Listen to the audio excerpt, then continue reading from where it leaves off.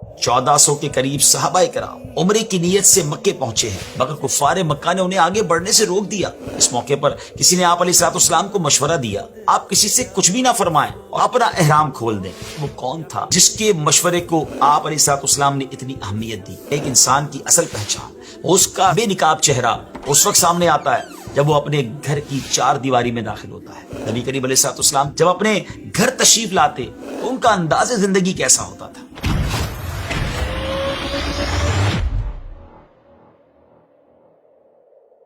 السلام علیکم ورحمۃ اللہ وبرکاتہ۔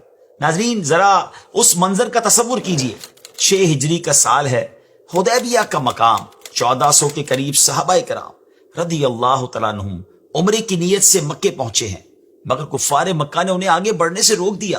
آخرکار صلح حدیبیہ کا معاہدہ ہوا، جس کی ایک شرط یہ تھی کہ مسلمان اس سال عمرہ کیے بغیر واپس لوٹ جائیں۔ یہ شرط صحابہ کرام علیہم رضوان پر بہت گراں گزری، ان کے دل غم سے بھر گئے۔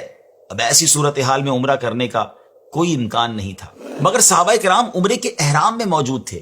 اب قربانی اور حلق کر کے احرام کھولنا تھا، لیکن صحابہ میں غم، صدمے اور شدید جذبات کی ایسی کیفیت تھی کہ وہ اس حقیقت کو قبول نہیں کر پا رہے تھے۔ اس موقع پر کسی نے آپ علیہ الصلوۃ والسلام کو مشورہ دیا کہ یا رسول اللہ علیہ الصلوۃ والسلام، آپ کسی سے کچھ بھی نہ فرمائیں اور خود اپنی قربانی ذبح کر کے اور حلق کروا کر اپنا احرام کھول دیں۔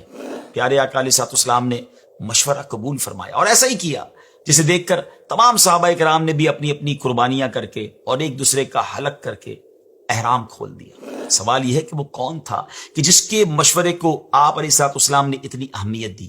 یہ جانیں گے آج کے ایپیسوڈ میں۔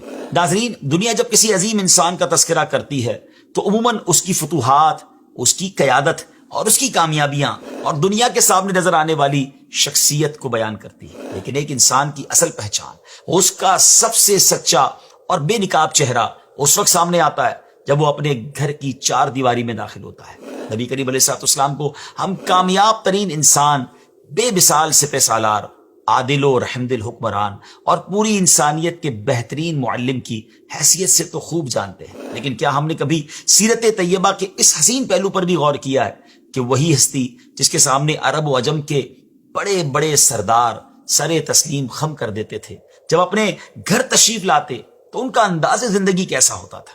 ناظرین، تاریخ گواہ ہے کہ جس طرح پیارے آقا علیہ الصلوۃ والسلام گھر سے باہر ہر انسان کے لیے بے مثال تھے، اسی طرح گھر کے اندر بھی آپ علیہ الصلوۃ والسلام کا کردار